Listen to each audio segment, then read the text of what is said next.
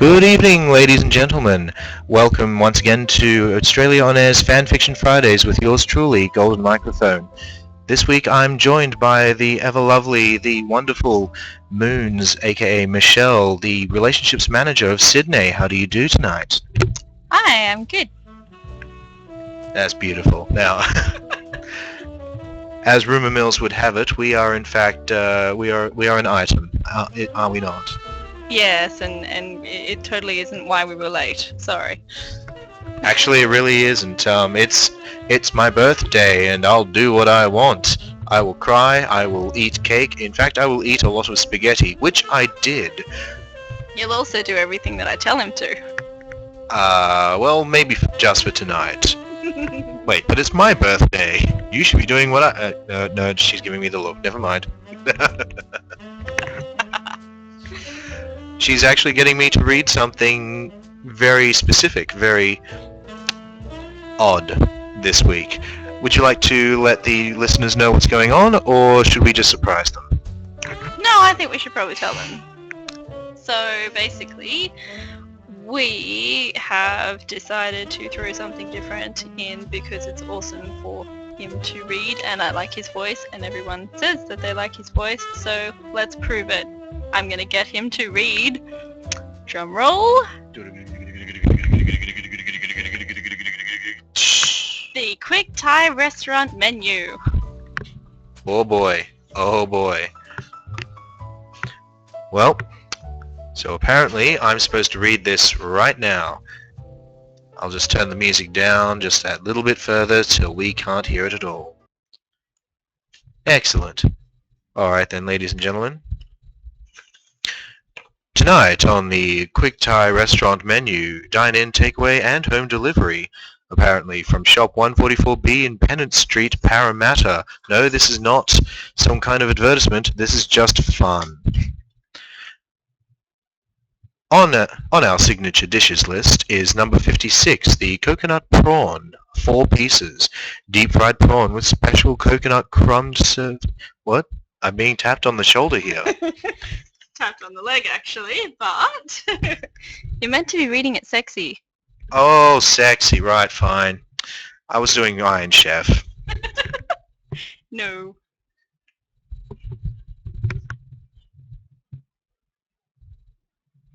Hang on just a few seconds, folks. We are going to discuss what sexy actually means. For the moment, do enjoy the wonderful stylings of... Oh, what was his name? Oh, it doesn't matter. It doesn't matter what his name is. All you need to know is that this is all Octavia wants. All that she wants is another baby. All that she wants is another baby. All that she wants is another baby. All that she wants is another baby. Doesn't make me want love, and the day had just begun. She opened up her eyes and thought.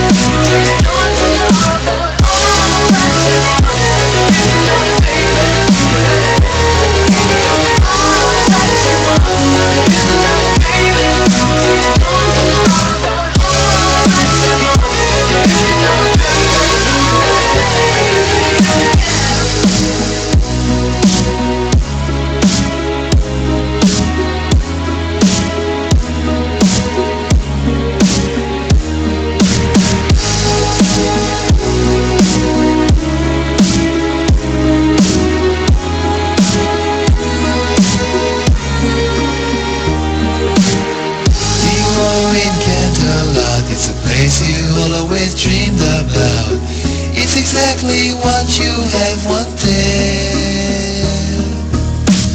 Make music with a big boy's power. One is cherry and his head got power. Everything is going on just as expected. So you decided to go.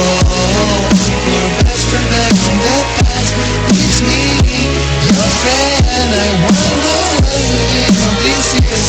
Can't talk, not now. This evening came a new song. Regret, regret. Why did I forget about her for so long? I'm so sorry. I'm so sorry. Everybody should know. I forgot where my soul. I think I should go back. Just stay here at that place where everybody knows for so long.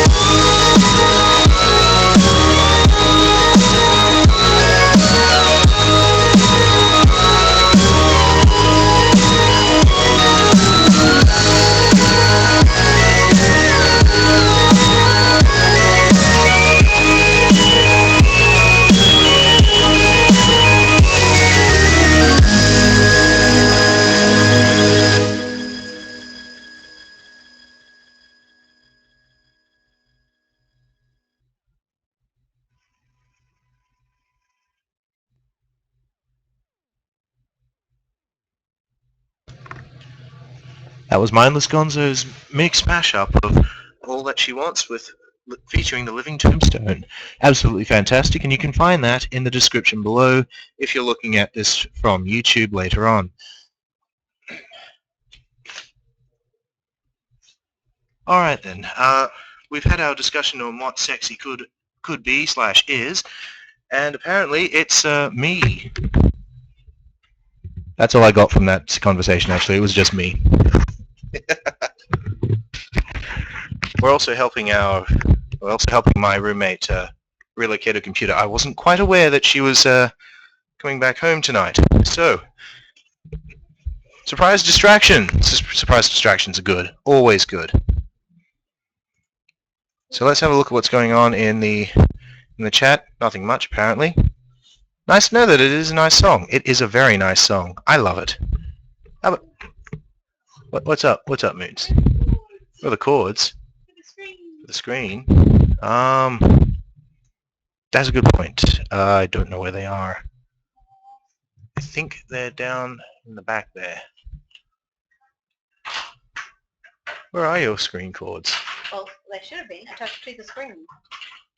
She just took the screen. There would have been something to power the screen, and I imagine one of those cords is my... Hang on just a second, folks. We're experiencing some more technical difficulties, so if you will excuse me for just a few moments.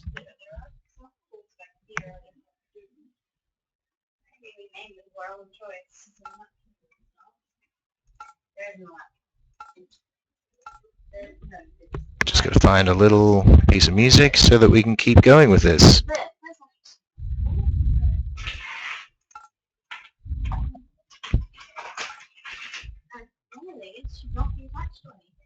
Oh, here's a good one.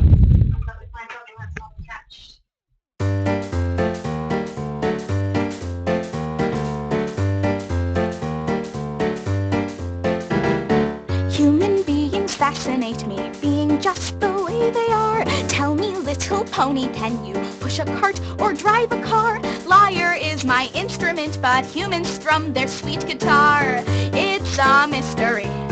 Anthropology, fingers, toes, and tiny noses, brownish hair and and tennis skin. Would it be too much to ask to see the world they're living in? Everybody tells me that it's old and fake mythology. It's a mystery. Anthropology. Aren't you bored of brushing your coat, styling your mane with your hooves? I don't mean to butt in or gloat, but ancient history proves humans don't have wings or magic. They don't need it, they don't care. All they've got's imagination, new inventions everywhere. Babies, children, teens, and elders all alike have clothes to wear. It's so real to me. Anthropology. Albert Einstein, Cleopatra, William Shakespeare, Elton John, Michael Phelps, Barack Obama. Who's to say that they're all gone? Maybe humans like us too and dress like us at Comic-Con. It's so real to me. Anthropology. Yeah, they've had a couple of fights. Nobody's perfect, you see. Still I say I'm born with the right to study whatever I please. I don't need to horse around now. I can stand on 2 legs. I would trade my magic powers for a pair of new legs. Grab your camera, come on, zoom in, 'cause your favorite mare's a human, me! That is who I'll be. Anthropology. That was Anthropology by AwkwardMarina. Absolutely fantastic music, and I think we've finally got everything set up and ready. I do apologize, my dear listeners, but this is my birthday. This is what happens on my birthday. A lot. That's what happens when you invite Moons on the show. She breaks everything. Oh, goodness gracious. Also, for those of you in the social stream, you're in the wrong section. Look at the top of the screen and click on the chat menu. Go into chat and you'll be able to see where everyone else is. It's going to be good. I do apologize, Siri, who has been patiently watching and listening and getting bored. I can read everything that you type. I see everything. It's a gift. Now, back to what we were originally doing, reading the menu sexily, apparently.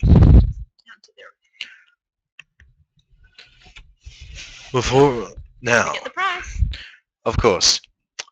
So, accordingly, we are reading a menu for a place that I have said before is the Quick Thai restaurant down in Parramatta. Really nice. Got it. Here we go. Yes, really. I feel I'll have to do this in full on my SoundCloud later on, won't I? Oh, yeah. Oh boy.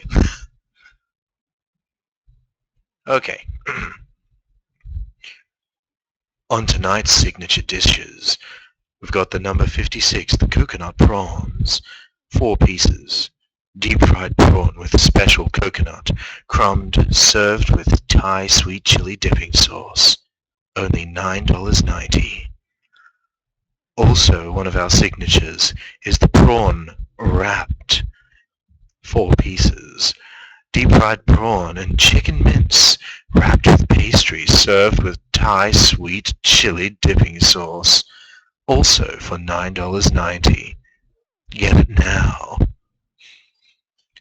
The next item on the list I absolutely cannot read for the life of me because Moons has taken away the menu. No, come back here, menu, come back. And yes, I might be too close to the mic because I'm not actually wearing it today. We're sharing the mic at the moment. Yeah, I'm probably not going to upload this one. We're just going to put up a little different video with music and a little piece of writing saying it's my birthday, screw you guys, or something like that. I don't know. Maybe not so politically incorrect as that, but you know. Yeah, he will.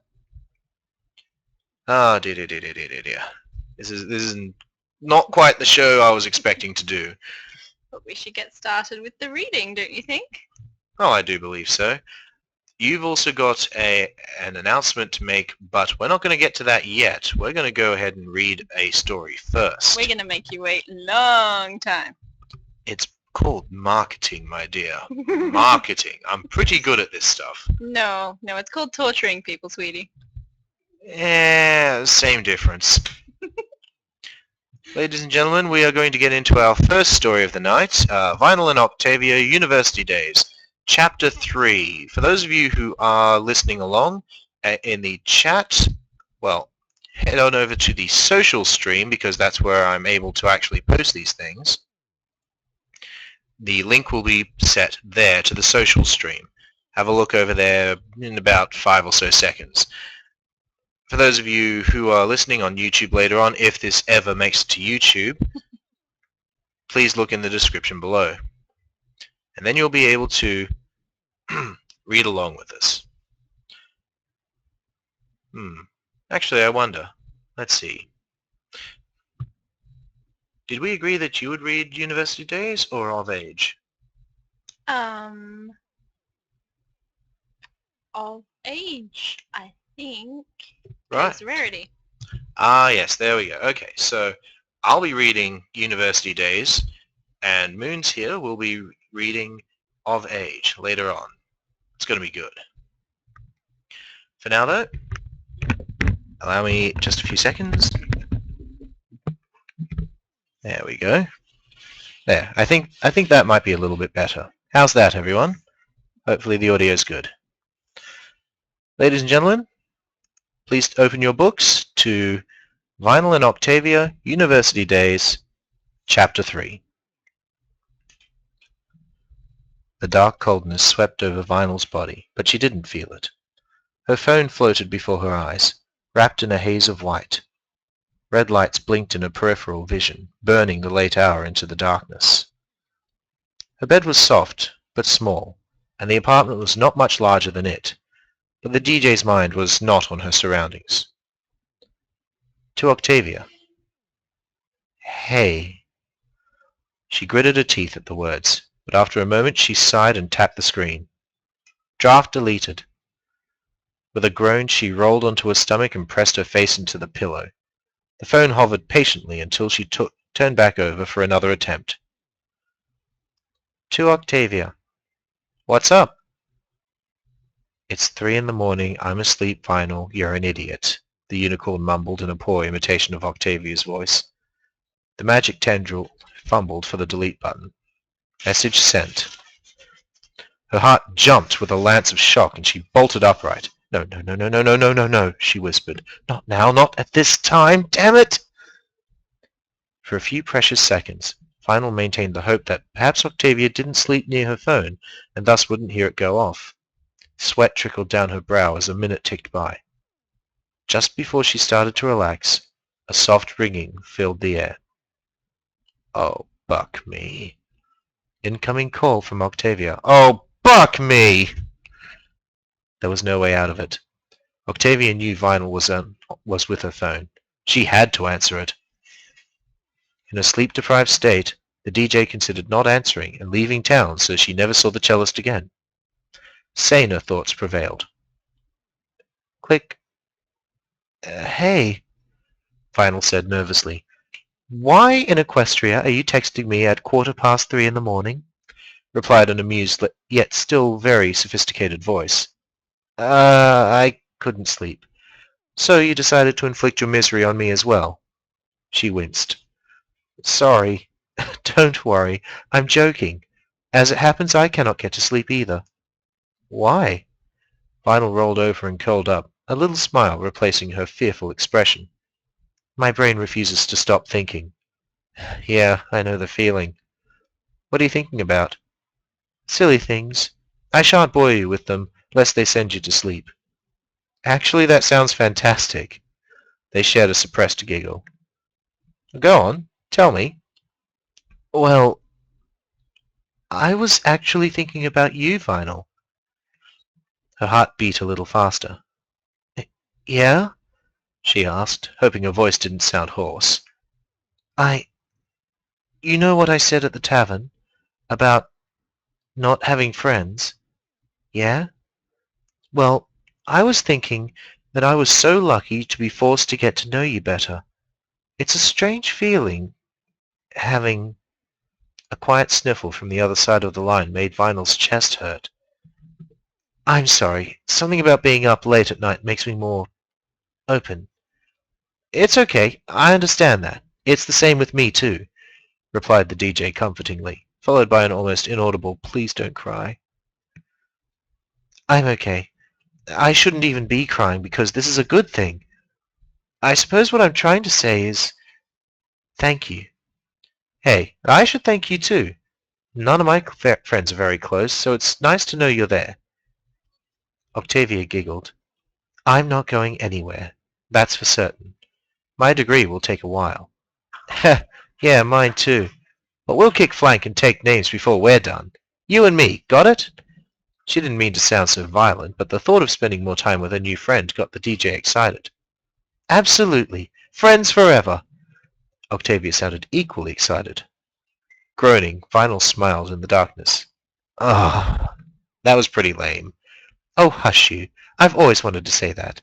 Now you say it too, so it's official. After a moment of silence, the unicorn swallowed her pride. Friends forever. You wouldn't know how to mix a sub-bass if your life depended on it, screamed Vinyl. And you wouldn't be able to tune a custom cello to orchestral standards with any degree of competence, Octavia shot back. Sykes scratched his chin with interest. You know, I really thought you two would be fast friends. And maybe I'm losing my touch. For a moment, the pair felt slightly guilty at making the tutor doubt himself. Or maybe you need to hang out a couple more times. The guilt vanished quickly. I think that violates my rights as a citizen of Equestria, namely the prohibition of cruel and unusual punishment. Vinyl made a mental note to compliment that particular insult after class. Oh yeah? Well, you were so busy talking about yourself at the bar that I could have left and you wouldn't have noticed. It was an average comeback, and Vinyl felt her will to continue the charade weakening. Thankfully, Syke finally decided to end it himself. All right, settle down, you two. A chorus of disappointed groans echoed from the rest of the class, and the exchange of bits implied some sort of gambling had taken place. Let's get back on track. I already gone over your coursework today, but we still have half an hour before this class technically ends. So how about we have some suggestions about what our favorite pair does this week?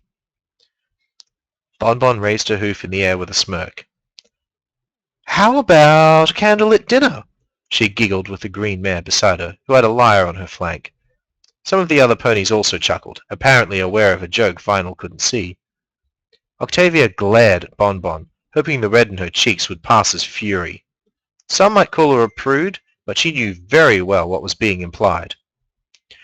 Maybe something a little less likely to end in homicide, Sykes suggested, yet his grin clearly said he was in on the joke too. How about a movie? You won't have to talk to each other much then. Vinyl was careful not to agree too quickly, instead scowling at the tutor for a few seconds before nodding slowly. Whatever. At least in the dark theatre I won't have to look at her face. That's the spirit! And you, Octavia? The cellist sighed as if the mere thought of going to a movie with the unicorn was exhausting. Oh, very well, if you insist on continuing this silly exercise. But Vinyl has to pay. Snorting back a harsh laugh, the green unicorn beside Bonbon whispered to her loudly, Well, it is customary for the stallion to pay for his mare.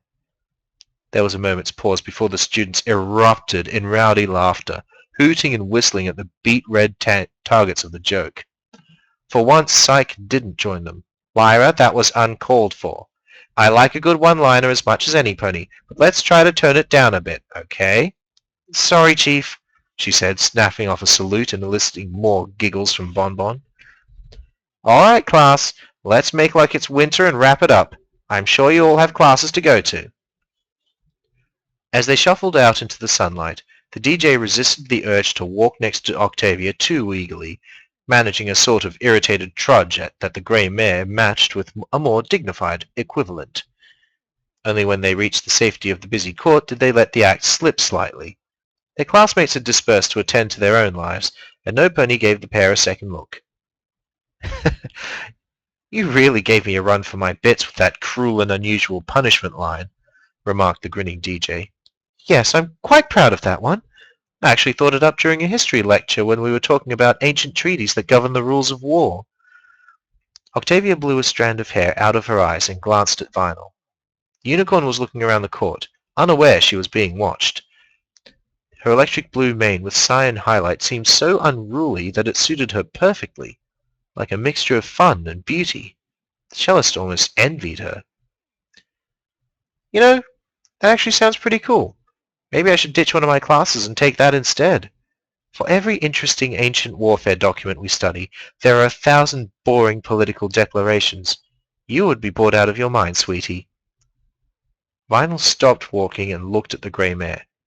Sweetie, she replied, raising an eyebrow. Are we not allowed to do nicknames yet? Sorry, I'm not really good at this.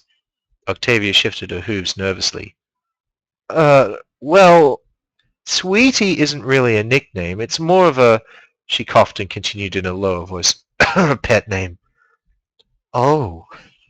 The sight of blood rushing quickly into the cellist's cheeks made Vinyl chuckle. In an effort to lessen the embarrassment of her friend, she resumed walking normally, flicking her tail to indicate Octavia should follow. You want me to pretend that didn't happen? Yes, please. No worries. Besides, nicknames are never just chosen, they're made. Just call me Vinyl for now, though, okay? Okay. So... She cleared her voice to get back on topic. Why don't you leave one of your classes, then? Your company might actually make the lectures bearable. Well, I don't really have any that I can afford to lose. I mean, musical theory is off the table for obvious reasons, and I really like drawing so far. The absence of her third class only drew more attention to it. Why not drop psychology? I've seen you in class when we aren't arguing. You always look bored. Well, because... Vinyl trailed off, mumbling. Pardon? Because it gives us a reason to hang out, she quickly finished, flushing as she looked away to scan the groups of ponies scattered in the court for any observers. I like spending time with you as well, Vinyl. A mutual smile passed between them as the DJ turned back. It soon became apparent that each pony was trying to lead the other in a different direction. Octavia? Don't you want to go to the food court? My history tutorial starts in a few minutes. I thought you were walking me there? Vinyl chuckled. Oh yeah, my bad. Where was it again? Sighing, the cellist turned and led the way. There were two main reasons why Vinyl didn't hang around after Octavia joined her class. One, it would be awkward as hay if the grey mare looked out the window and saw her waiting. And two, she totally had her own stuff to take care of. She wasn't so lonely that she needed to hang around waiting for a friend to finish school. The DJ had her own friends and activities to do. Yep. Half an hour later, her friends and activities stared back up at her from the bottom of a mug. The University Tavern wasn't as run down as her usual bars, but it was definitely showing its age. A plaque above the door helpfully informed her that this was one of the first buildings erected when the university was being built.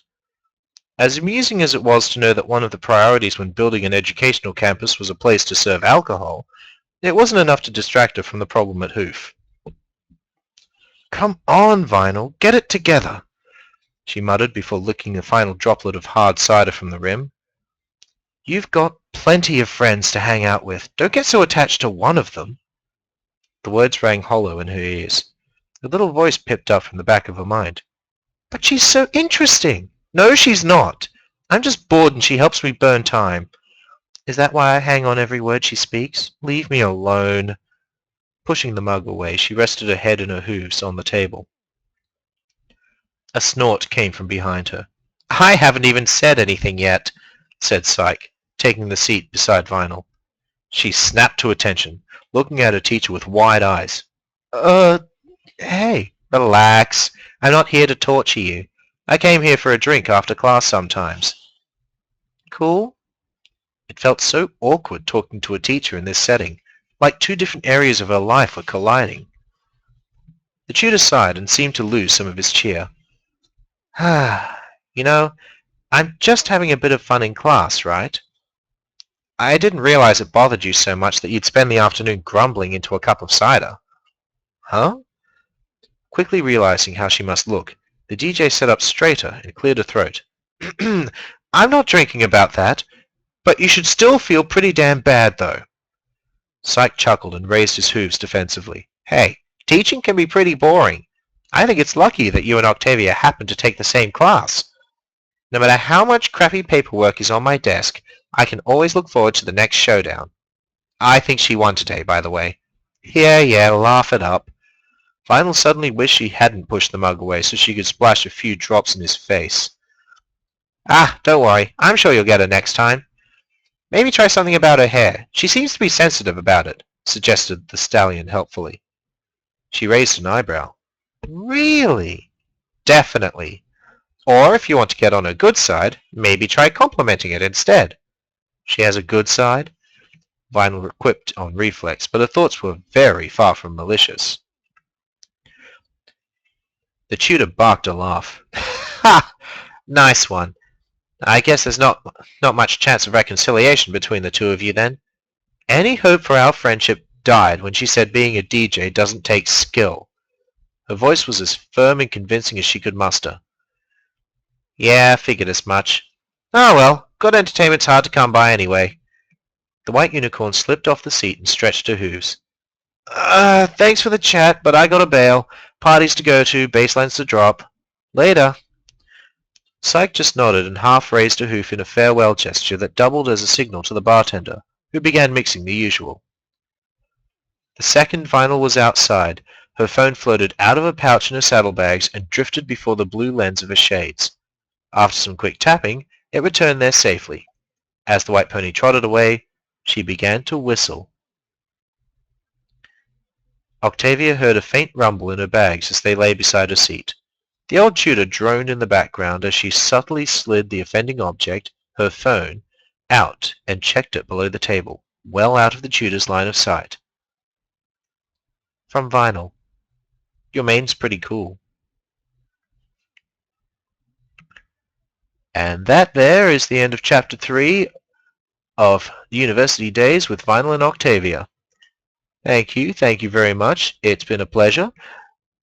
And we are going to take ourselves a quick break and be right back with more. Though I have to admit, I'm, I'm gonna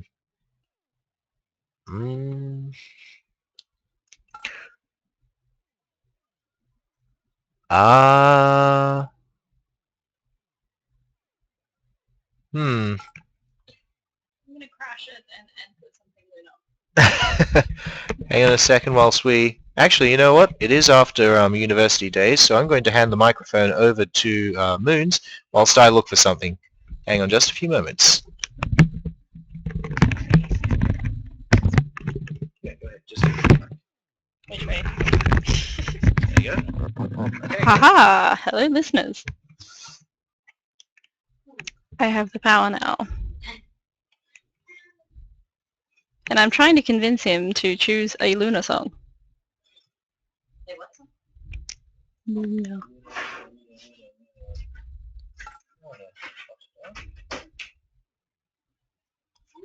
Anything at all?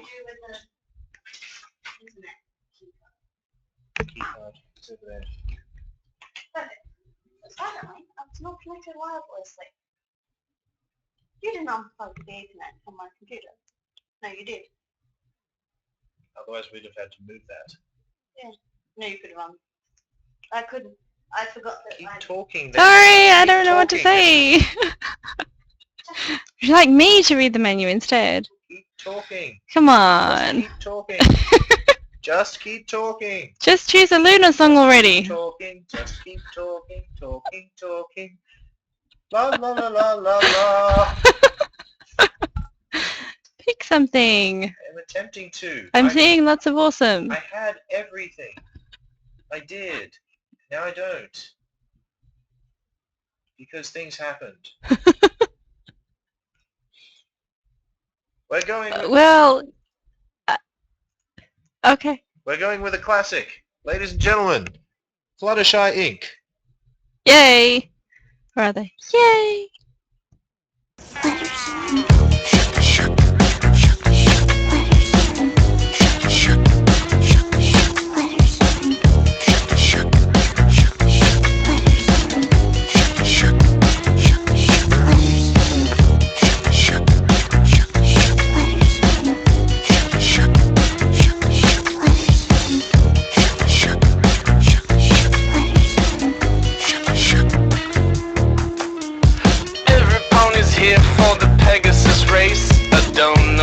Started it in the first place, and somehow I got stuck here holding the flag.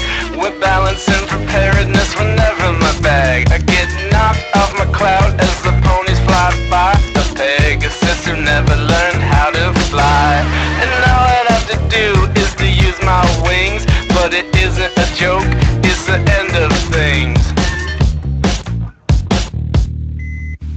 Suddenly a butterfly, then 1,000 flutter by. Slowly as I'm falling down, set me on the ground. Now where am I, this wondrous place? Trees and bunnies, warm embrace. Suddenly a butterfly steals me out from the sky.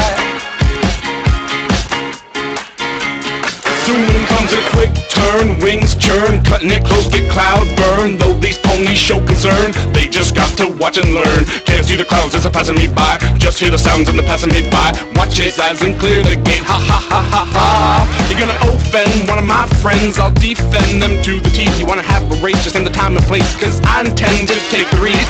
One more gate to clear it, I ain't gonna fear it. Watch as I accelerate, ha ha ha ha ha.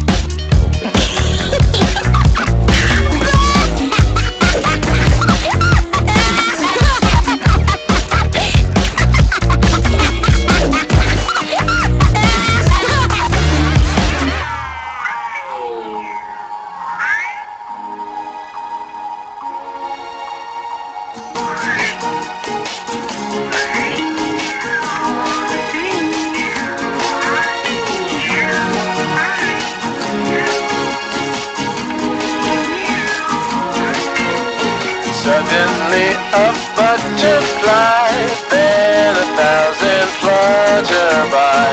Slow me as I'm falling down, set me on the ground. Now where am I, this wondrous place? Trees and bunnies, warm embrace.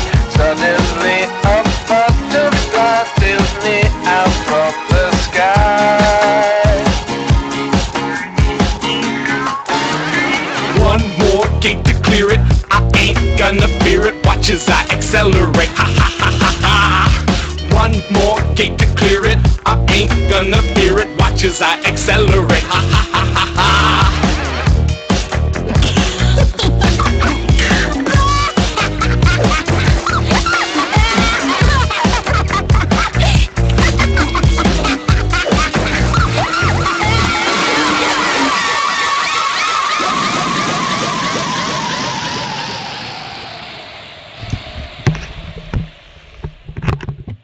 And with the magical shutdown of Fluttershy Incorporated, we are back on Australia On Air. This is FanFiction Fridays with yours truly, Golden Microphone, and my special guest, Moons. Yay! Yeah. Now, we will very soon get into the next story, Of Age, Chapter 2. Yes, I am getting back on my game. This is good. This is good. We're getting pumped. But I think you guys have waited long enough. Moons, I think it's about time we told them exactly why you're here. No. No? Okay. I was trying to market. You're actually torturing my listeners. Well, you'll have to pay attention to the story because I might just slip in the announcement then. That's not a good idea. But you know what? This is just what's going to happen on my birthday. Utter chaos. If this ever makes it to YouTube, I will try to put up timestamps for everything, okay? Ladies and gentlemen, this is Of Age, Chapter 2, as read by Moons. Take it away.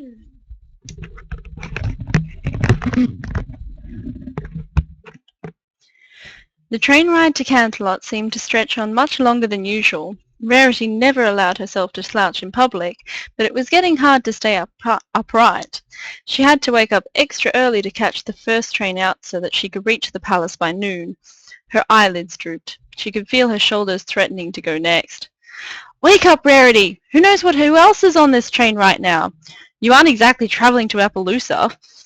The unicorn nonchalantly glanced around the train, wondering if there was any pony important she could recognize by sight. No pony stood out, but that didn't mean much. Rarity prided herself on knowing a great deal about the higher end of Canterlot society, but even she couldn't pick out a face to go with every famous name. She stretched her front legs to get her blood flowing and wake up her tired brain. The train rounded a bend, and it looked like they were finally arriving in Canterlot. Thanks, Celestia, Rarity thought, then smiled to herself. She could thank Celestia. She'd be meeting with her shortly, and then you find out what all of this stopping a war business is about. Rarity's smile faltered a little. This was no social call. The train pulled to a stop, and Rarity climbed off it into the bustling Canterlot crowds. She adjusted her saddlebag and then began her walk to the palace. "Rarity!" a familiar voice called before she'd even managed to take 2 steps. Rarity turned, her mouth falling open. "Shining armour?" The captain of the Royal Guard trotted towards her from farther down the walkway. "I'm so glad I found you. Princess Celestia's been waiting, and I was worried I'd missed you getting off the train." "Waiting? Oh no, I'm so sorry," Rarity said. "Celestia's been waiting?" Her face paled at the thought. "I do hope I'm not late." "You aren't," Shining Armour clarified, "but the train was. Do you know what's going on?" "Going on?" Rarity asked. Shining Armour began to walk at a brisk pace, and Rarity had to trot to keep up. Most unladylike, but perhaps she made up for her rushed appearance by being in the company of the captain of the Royal Guard and the newest member of the royal family. "Yes," Shining Armour said. "No pony here has any idea why the bridge over Bumblebee River has collapsed or why the tracks out near Green Palm Grove have been smashed up, but it's diverting all the trains through Canterlot and backing everything up." "Oh my, that does explain why our little trip took extra long this morning," Rarity mused. "Though I can't say I have the faintest idea why there has been so much destruction in the East." She looked away from Shining Armour, keeping her expression hidden for fear of betraying what her actual thoughts on the incidents were. "So Celestia hasn't voiced her concerns even to her own nephew-in-law?" Rarity filed that bit of information away, wondering just who Celestia had told about the brewing war. They continued through Canterlot, approaching the castle grounds. "So what's my sister been up to in Ponyville? I haven't heard from her in a while," Shining Armour said, changing the subject. "Twilight's been quite busy," Rarity explained for her friend. "I'm sure she wishes she could have more time to visit and write, but Princess Celestia has given her a large assignment that takes up nearly all of her time lately. She's been a little stressed out, and I'm sure she's completely thrilled about it." Shining Armour laughed. "She's always happiest when she's got some huge deadline looming and too much work to do." Rarity laughed in return. They passed through the castle gates. "That's Twilight, all right," she agreed. The guards gave Shining Armour a salute as he walked by. "So what's she doing for the princess?" he asked next. "Some sort of scroll translation from what I can tell. Something about ancient star alignments or some such. It all seems very tedious," Rarity replied. "Right up her alley," Shining Armour nodded. "Indeed," Rarity agreed. "And how's Spike? I felt bad that we never got much of a chance to talk at the wedding," Shining Armour said. "Little guy used to be one of my best bud around here, always hanging around Twilight and Princess Celestia. He didn't really have much of a father figure. He'd trail after me, though." The stallion chuckled to himself, always asking questions, wanting to see what he could help out with. Rarity couldn't help but smile at the mental image Shining Armour's words painted. "It's wonderful he had some pony like you to look out for him when he was young. He's doing well in Ponyville, I dare say. I don't think Twilight could do without him." I don't doubt that, Shining Armour said. They rounded the corner, heading up the castle stairs. Does he ever get a chance to hang out with the other ponies? Twilight was never very good about sharing his time after he became her assistant.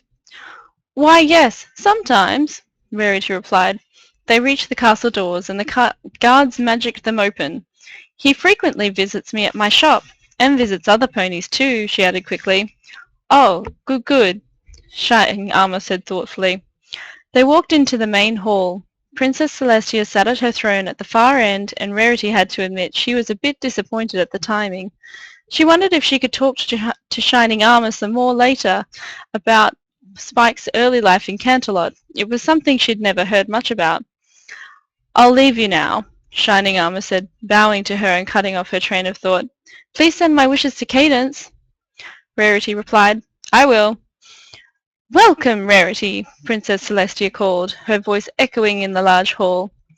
Rarity nodded a polite goodbye to Shining Armour, then turned and walked down the garishly bright red carpet towards the princess.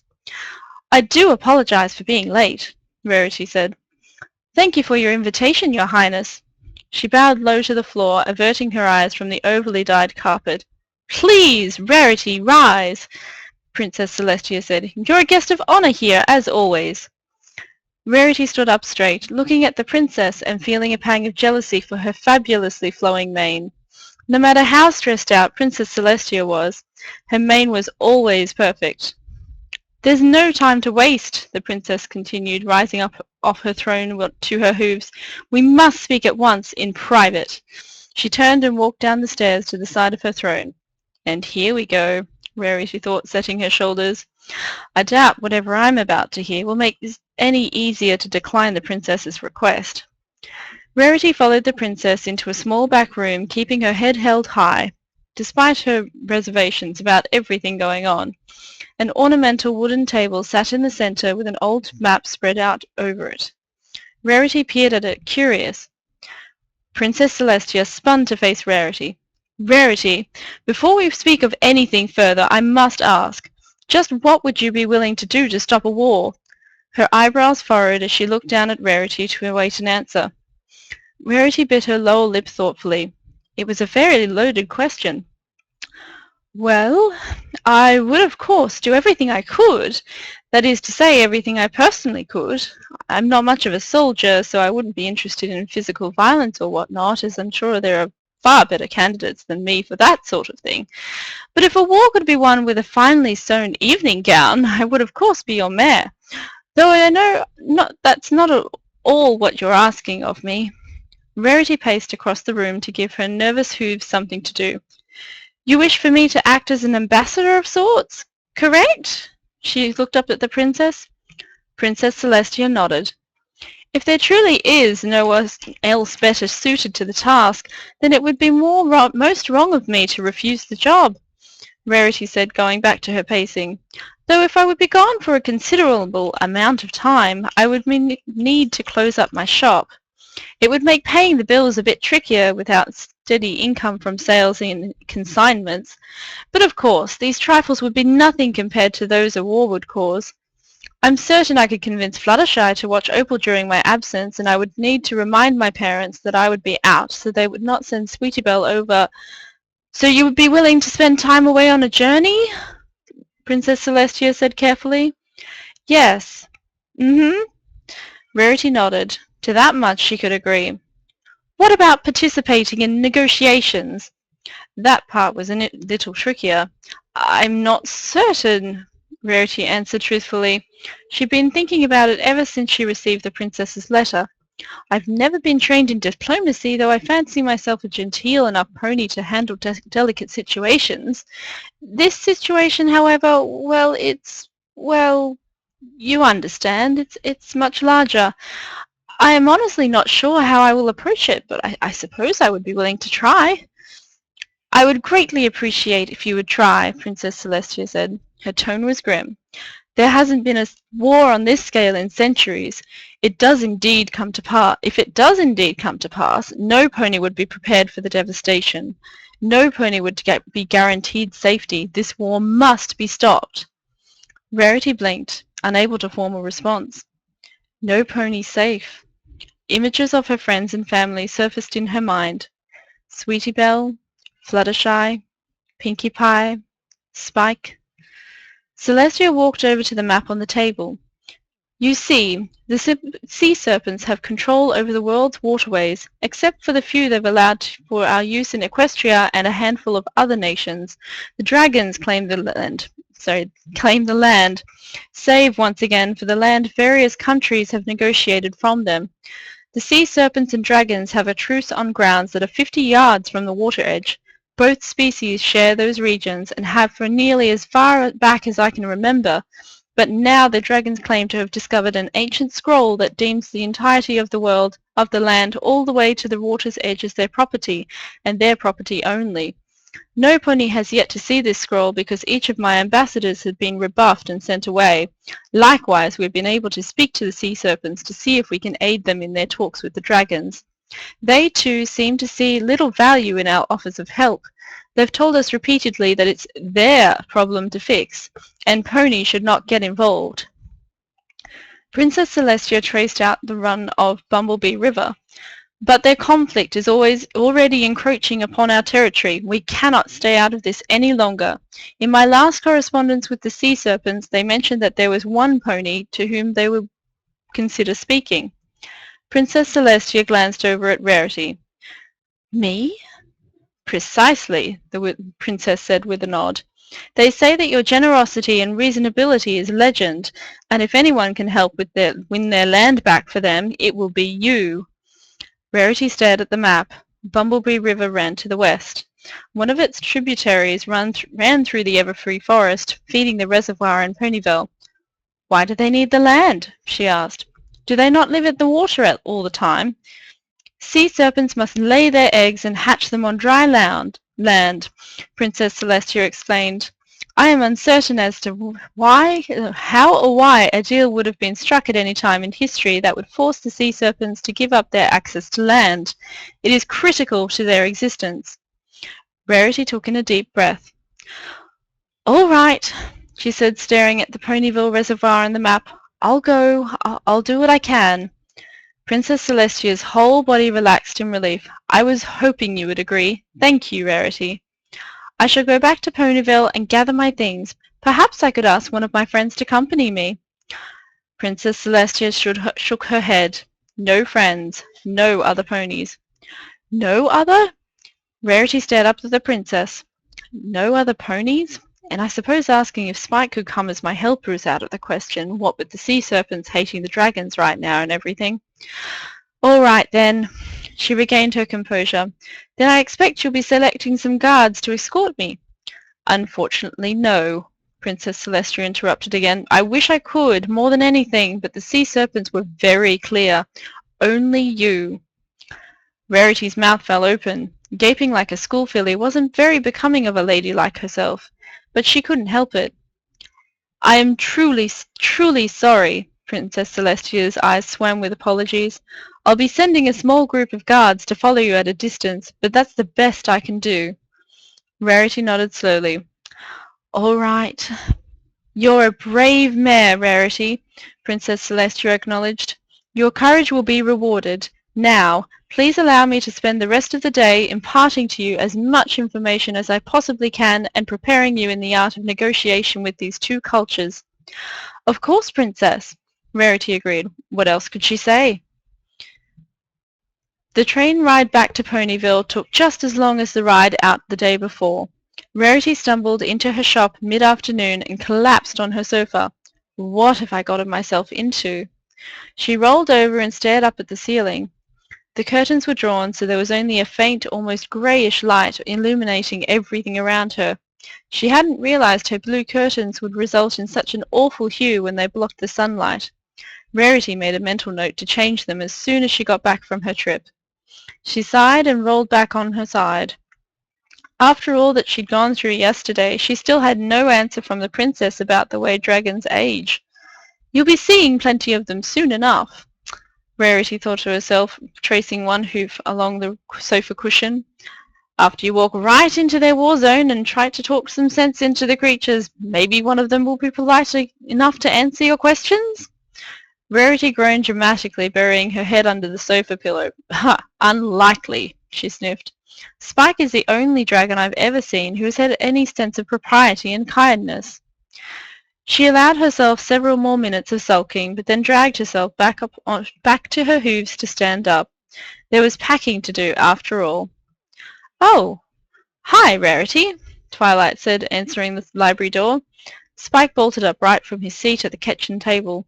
He set down the series of parchments Twilight had given to him to alphabetize, hopped off his stool, and quickly made his way into the main library. "Rarity!" he exclaimed, skying wide. "Hi!" Rarity nodded in his direction. "Hello, Spike," she said. She looked back and forth between him and Twilight. "I've just come by to let you know that I'm going to be out of town for several days on business." "Back to Canterlot like yesterday?" Twilight asked. "Rarity gone? For days?" Spike's stomach sank, and he tried not to shuffle his feet too dejectedly as he walked over to Twilight's side. No," Rarity said. "Somewhere else. Princess Celestia has asked for my help with something, but I'm not at liberty to say what exactly." "Mysterious," Twilight replied brightly. "But at least with you gone, Spike will actually be around here more, and can help me with the scroll translations the princess entrusted to me." The purple unicorn winked down at Spike, and Spike raised an eyebrow. "Scroll translations, goody?" Both ponies laughed, and Spike felt his stomach lift back up again. Making Rarity smile had to be his favorite thing in the whole wide world. "Anyhow, I just wanted to pass the word along," Rarity continued. "Opalescence is staying with Fluttershy, and Applejack's promised to keep an eye out for Sweeterbelle when my parents need a sitter." "Can I do anything to help?" Spike asked, stepping forward. "Yeah, please let us know if you need anything else taken care of," Twilight said. "That's very generous of you both, but I think everything is all in order," Rarity replied. "Though if you wouldn't mind, perhaps, one of you might check in on the shop every few days, just to make sure nothing's broken into or anything like that." "Absolutely," Spike agreed quickly. "I'm your guy. I'll stop by every morning and every night." Rarity looked down at him, her eyes softening. "Thank you, Spike." Spike stared back at her, swallowing his emotion. Are you going to be gone for very long?" he asked. "I'm not sure," Rarity said in return, her eyebrows knitting together ever so slightly. "It may be quite a while." "How long is a while?" Spike wondered. "Honestly, it may be weeks or more," Rarity answered his unspoken question. "Weeks?" To his horror, Spike felt tears spring to his eyes at that news. "No crying. Oh, for Celestia's sake, Spike, keep it together." Rarity's own eyes looked a little watery in turn. Spike wondered if he'd be allowed to give her a goodbye hug. If Twilight would only leave for just a moment. "Well, good luck, Rarity," Twilight said. "We're really going to miss you around here. I hope you're able to come back soon." "Absolutely," Rarity said, smiling at Twilight. "I will be back as soon as I can." She looked back at Spike. There was silence for several moments. Spike continued to mentally will Twilight to leave, but she just stood there next to him. "Come on, Twilight," he begged silently. Twilight clearly wasn't reading his mind like Rarity had. Rarity opened her mouth as if to say something else, then closed it. "So are you going to say goodbye, or just stand there, Spike?" Twilight teased. Spike flushed. "I'm going to say goodbye," Spike insisted. That is... Oh, Spike!" Rarity laughed lightly. "You're too much sometimes. I'll miss you, you know." "I'll miss you," he replied, looking up at Rarity. "Good luck on your trip." "Thank you," she said. Then after one more moment's hesitation, Rarity turned to leave. "I'll call on you both when I return," she told them as she walked away. Spike's lip trembled a bit. "Okay, lover boy." Twilight poked Spike in the side. "Don't get too crushed. She'll be back." Spike swallowed, staring after Rarity's retreating form. "Besides, she said she'll miss you," Twilight pointed out, "so I'm sure she'll think about you while she's gone." Spike looked up at Twilight. Really? He asked. His frustration with her for not giving him and Rarity a moment alone disappeared rapidly. You really think so? Sure, Twilight replied. I've known Rarity for a long time now. It's obviously she cares for you a great deal and values your friendship. Spike looked back out the library door. Rarity was gone. She cares for me, he repeated. Twilight tugged on his shoulder. So instead of wallowing in sadness, how about we go be productive? Those scrolls aren't going to translate themselves. Spike shook his head, clearing it. Right, he said, then followed Twilight back into the library. And now we're going to have a special announcement. So, anyone who's listening at the moment, the special announcement is that Ashley Ball will be joining us for Sydney in September on 27 to 28. Hooray!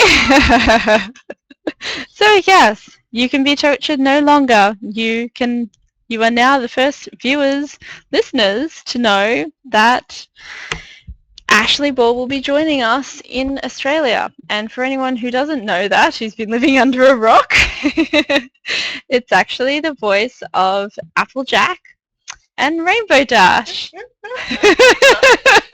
And yes. So yes, you're the first ones to know, and the official announcement won't be until tomorrow night. So, am I allowed to continue now, sweetie? Yes, you can. Hang on, best year ever. Absolutely. And we've got plenty of announcements to come. I'm sorry that you've had to wait so long, but we did want to have everything prepared. So, shall I continue? We shall. Totally morphonomical? Morphonomical. Morphonomical. What in the world, Lord Rex? Yeah, what does that mean? I don't think we need to know. Never mind. Ladies and gentlemen, It we're just back means into the awesome. And back to the story. Okay. What you packing for? Rarity jumped. She spun to the voice behind her. Sweetie Belle! Mum and Dad say you're going away for a while, the little filly said, trotting into Rarity's bedroom. Where are you going? You startled me, Rarity exclaimed. Please remember to knock in the future. At the front door, she stressed to make it perfectly clear. You can't just let yourself into some pony else's home. But you're my sister. Sweetie Belle cocked her head to one side. Yes, well, Rarity trailed off, using her magic to recollect the blanket she dropped in the midst of folding. All the more reason. That doesn't make any sense, Sweetie Belle pointed out. Then she walked over to Rarity's dresser, and Rarity had to dash over, snatching up the map that she had laying out next to her lantern. Some privacy, Sweetie Belle, please! Rarity hastily shoved the map into her saddlebags, which sat on her bed, half-packed. Why are you going to the eastern border? Sweetie Belle asked. Rarity shot her sister a glare. Who told you that? The filly shrugged. Your map. Rarity groaned, tilting her head back in exasperation. This is exactly why you need to be more respectful.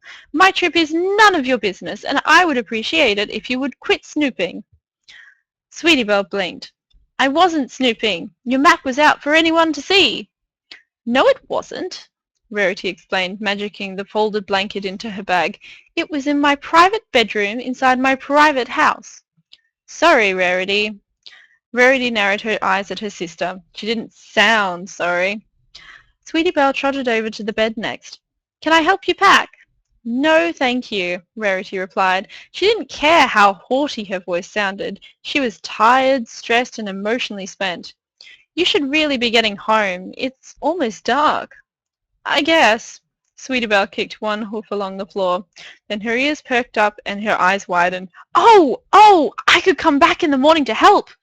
No, Rarity said firmly. Though it wouldn't matter if she did, I'll be gone by then. She planned on leaving under the cover of darkness, so no pony... Ah! What did you do? That's weird. Yeah. Now I need to find my place again. That was bad. Okay. Apologies, listeners. No, Rarity said firmly, though it wouldn't matter if she did. I'll be gone by then. She planned on leaving under the cover of darkness, so no pony no pony would see which way she was going. Most every pony assumed she was going back to Canterlot for business, and she didn't need any pony asking why she was headed south instead of north, not to mention why she wasn't catching any train. Just leave. Please. Oh, Sweetie Belle pouted. Fine then, I just wanted to help. I know, Sweetie Belle, Verity sighed, magically picking up her hairbrush and comb, but there just won't be anything for you to do for me in the morning. All right. Sweetie Belle slumped her shoulders, watching Rarity pack her brush and comb in the side pouch of her saddlebags. I'll get going then. Hope you have a nice trip. She dragged her hooves to the door, and it suddenly dawned on Rarity that this would be the last she'd see of her sister for some time. A war where no pony would be safe. The princess's words echoed in her mind. Sweetie Belle, wait! Rarity called, trotting after her. Her sister turned, and Rarity pulled her in for a hug. Be good while I'm away, all right? Don't give Mum and Dad too much trouble. Sweetie Belle hugged her sister back. Don't worry about me, Rarity. I'm a big filly, and you'll see I'm going to prove to you just how mature and helpful I can be. Ow! That was my hoof! Spike sat up in bed, wakened by the voice outside. You sure she went this way? Absolutely! Cutie Mark Crusaders, pony trackers! Shh! This didn't sound good. It was 1 a.m. What were those 3 doing up, much less wandering around outside the library at this hour? Twilight? Spike called. His adoptive sister was fast asleep in her bed, zonked out after another night of scroll translation. He poked her a little. Twilight, I'm going to go check on something outside, okay? What? Twilight asked, blinking a little. Spike? I'm going to go check on something outside, okay? Spike repeated. I thought I heard voices. Twilight's eyes were already closed again. That's nice, Spike. Let me know if Mars has set yet. Sure. Spike rolled his eyes a little. He pulled Twilight's blanket up over her more, tucking in the sides. There wasn't any time to waste beyond that. The fillies' voices were getting farther and farther away. Spike jogged down the stairs and out the front door into the dark. Which way? A gaggle of giggles answered his question. He ran in its direction as fast as his little feet could carry him. For a while he was worried he'd lost them, but then after what seemed like an eternity of running, another burst of giggles sounded, followed by an annoyed complaint. Will you two cut it out? Sweetie Belle. He knew that voice. Spike dashed along in the direction of the sounds, nearing the edge of Ponyville. You're going to give us away, Sweetie Belle insisted. So where'd you think your sister's gone? Terrible. Sorry. No idea, Sweetie Belle replied. But I knew she wasn't leaving in the morning. Rarity would never pack her hairbrush in a full night before starting a trip. Plus her lantern was out on her table with that map. But why would she go into the Everforest all alone at night? The Everfree Forest, Spike's eyes flew open. Rarity, no! Not at night! Yeah, I thought only Rainbow Dash was brave enough for that sort of thing. That's what I want to find out, Sweetie Belle explained, her voice growing fainter. Spike had to jog faster to keep up with them. How the 3 fillies were moving so quickly, he had no idea. All he knew was that he had to catch up, and then... Spike grimaced, racing past Fluttershy's cottage into the dark edges of the wild forest after the little ponies. I need to bring them home, but that leaves Rarity all alone in the Everfree Forest. He ran faster. I'll figure it out once I've caught up to them. Whoa! Scootaloo yelled from ahead somewhere amidst in the darkened trees. Hey! Let us go! Spike gasped. A huge winged creature rose up in the air over the tree line. From its claws it dangled Scootaloo's scooter and wagon, with all 3 fillies hanging on desperately. Help! Spike's heart stopped in his chest at the sound of their screams. No! He shouted, but the creature was already flying away deep into the forest with Scootaloo, Applebloom, and Sweetie Belle in tow. And there you have it. To be continued next week. That was the exciting second chapter, just the second chapter of Age. available on fanfiction.net, and available in the description below if this ever makes it to YouTube. Ladies and gentlemen, this just about brings us to the end of the show.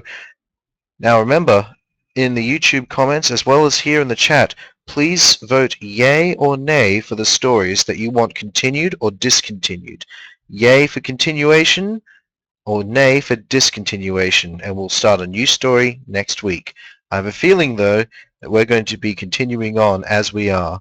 Because Yay. we've got Super Cute with the university days, and we've got Oh My God, What's Happening with Of Age. We'll be monitoring the chat for a little bit afterwards, but for now, it's time for us to say goodnight. Aww. Do I I've have something else that I can torture them with? not really. We're kind of out of time. Well, thank you for listening anyway, and just remember, Ashley Ball is coming! Ashley Ball is coming to Sydney. Check out the Sydney Facebook page, Tumblr, Twitter, all that sort of thing, for further information on this amazing revelation. Okie dokie. Ladies and gentlemen, we will leave you now with our favorite ending tune, the pony no pony should ever give up. I've been Golden Microphone, that over there's been Moons, and we'd like to say good night.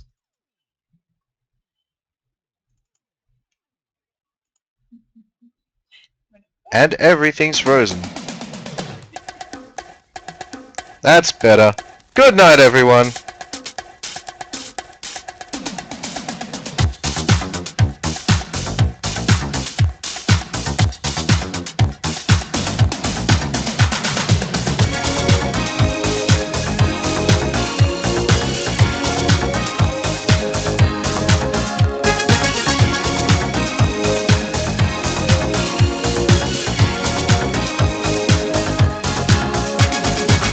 I'll be the toast of the town, the girl on the go. I'm the type of pony every pony should know. I'll be the one to watch the girl in the flow. I'm the type of pony every pony should know. Because I'm the type of pony, yes, I'm the type of pony. I'm the type of pony every pony should know. I'm the type of pony every pony should know. I'm the type of pony every pony should know. Becoming as popular can be. Making my mark in high society. I'm the belle of the ball, the star of the show. Yeah, I'm the type of pony every pony should know. Because I'm the type of pony, yes, I'm the type of pony. I'm the type of pony every pony should know. I'm the type of pony every pony should know. I'm the type of pony every pony should know. See how they hang on every word that I speak. My approval counts is what they all see. I'm the creme de la creme, not just another game doll. I'm the type of pony every pony should know. At home at the opera on a fancy yacht, becoming the talk of all of Canterlot.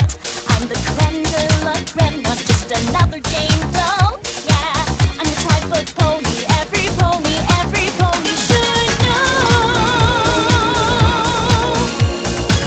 I'm the type of pony every pony should know. I'm the type of pony every pony should know. We've known each other for so long. I'm the type of pony every pony should know. We've known each other for so long. I'm the type of pony every pony should know. We've known each other for so long. I'm the type of pony every pony should know. We've known each other for so long. Your heart's been aching, but you're too shy to say it. Inside we both know what's been going on. We know the game and we're gonna play it. And if you ask me how I'm feeling, don't tell me you're too hard to see. And I'm gonna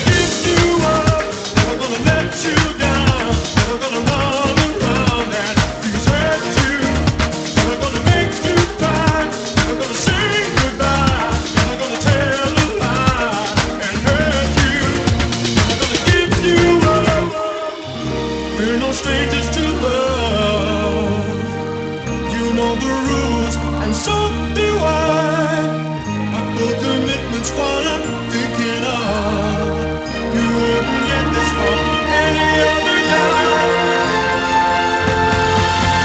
Never gonna give you up, never gonna let you down, never gonna run around and desert you, never gonna make you cry, never gonna say goodbye, never gonna tell a lie and hurt you. Never gonna give, never gonna give. Never gonna give, never gonna give. We've known each other for so long. Your heart's been aching, but